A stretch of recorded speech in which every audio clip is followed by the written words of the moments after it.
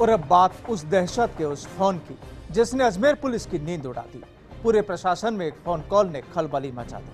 आखिर दरगाह में बम होने की खबर वाला था वो एक फोन, एक नंबर और 3 कॉल और दहशत का मंजर। सोमवार सुबह उस एक फोन ने सभी की नींद उड़ा दी।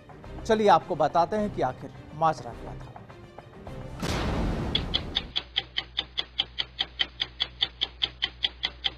वक्त सुबह 6:40।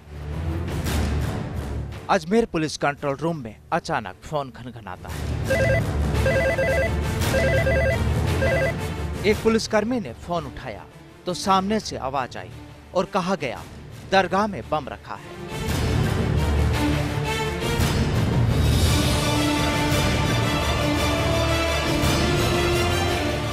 बस इतना सुनना था कि पुलिसकर्मी के हाथ पैर फूल गए।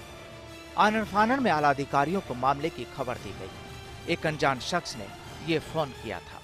5 मिनट ही गुजरे थे कि फिर 6:45 पर एक बार फिर कंट्रोल रूम का फोन खनखनाया। इस बार फोन करने वाले शख्स का कहना था कि दरगाह को 18 से 20 हथियारबंद लोगों ने घेर लिया है। लगातार 2 फोन कॉल और चेतावनी भी ऐसी कि पुलिस के हाथ पैर फूल गए। आला अधिकारी मौके की ओर दौड़ पड़े, लेकिन फोन का ये सिलसिला रुका नहीं।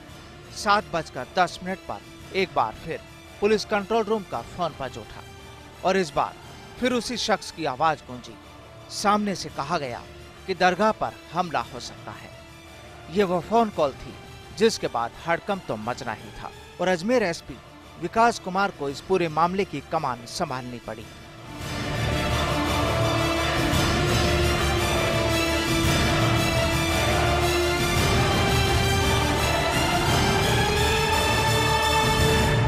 जिला पुलिस नियंत्रण कक्ष पे कोई फ़ोन आया था जिसमें बताया गया था कि दरगाह क्षेत्र में कोई घटना हो सकती है, कोई इस तरह की कोई अप्रिय घटना हो सकती है, जिस पे तत्काल कार्रवाई करते हुए समन्वय के साथ जिला पुलिस, इंटेलिजेंस की यूनिट, सारी स्पेशल यूनिट्स, सिविल डिफेंस सबके साथ मिलकर पूरे एरिया को कॉर्डन करके सर्च कर लिया गया और कोई भी आपत्तिजनक या असामान्य चीज़ नहीं पाई गई। कुछ समय के लिए ज़रूर दरगाह को हम लोगों ने एंट्री बंद की थी और थोड़ा सा एक्सेस कंट्रोल किया था, परंतु उसके बाद जब सारी जांच कर ली गई सब कुछ सामान्य पाया गया।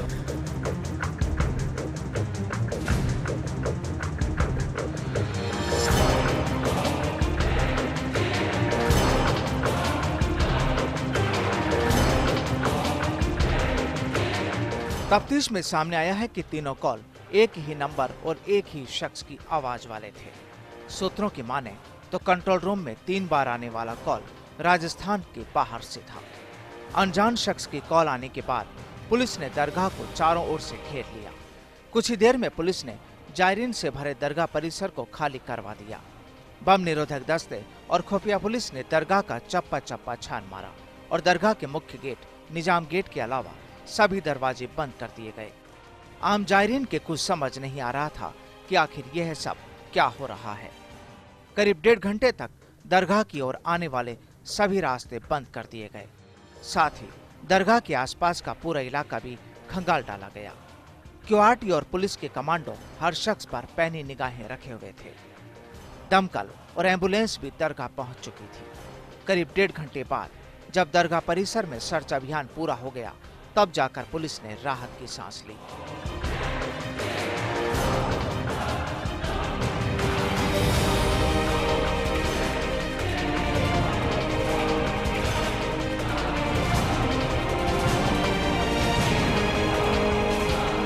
दो 3 फ़ोन आए थे, तीनों फ़ोनों में अलग अलग बात कही गई थी, तो कुल मिला के स्थिति यही थी कि वहाँ पे कुछ ना कुछ वारदात होगी।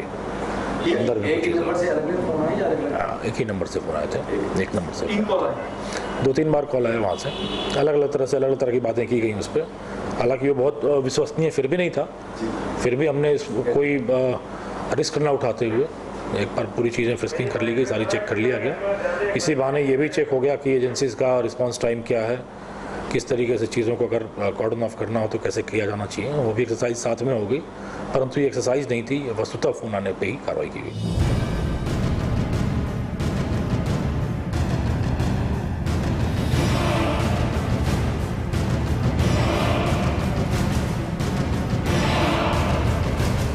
लेकिन सवाल ये कि वो अनजान शख्स कौन था जिसने पुलिस की सांसें उखाड़ दी, वहीं देश और दुनिया से दरगाह आए जायरीन में खौफ पैदा करने की कोशिश की। फिलहाल पुलिस उसके नंबर को ट्रेस करने में जुट गई है। दरअसल आज सूफी संत ख्वाजा मोइनुद्दीन हसन चिश्ती की आज महाना छठी थी। आम दिन से ज्यादा जायरीन आज दरगाह में मौजूद थे। शुक्र है कि बम की अफवाह से दरगाह में किसी तरह की भगदड़ नहीं हुई और इस दौरान पुलिस के साथ ही अजमेर के प्रशासनिक अधिकारी भी दरगाह पहुंच गए।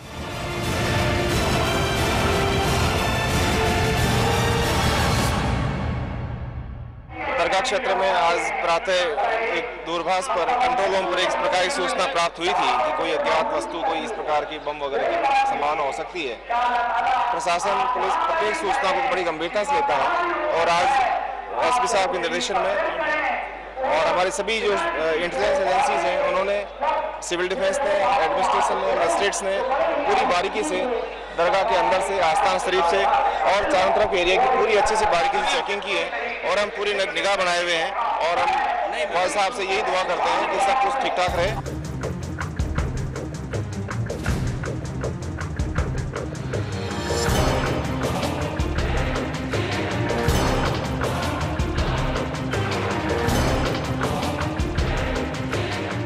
आपको बता दें कि सन 2007 में दरगाह में बम ब्लास्ट हो चुका है, जिसकी गूंज पूरी दुनिया देख चुकी है।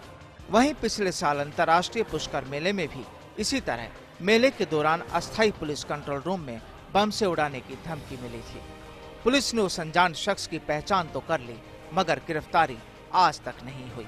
वहीं सोमवार को दरगाह में बम की सूचना देने वाले शख्स के दिमाग में क्या था, यह तो उसके हाथ आने पर ही खुलासा होगा।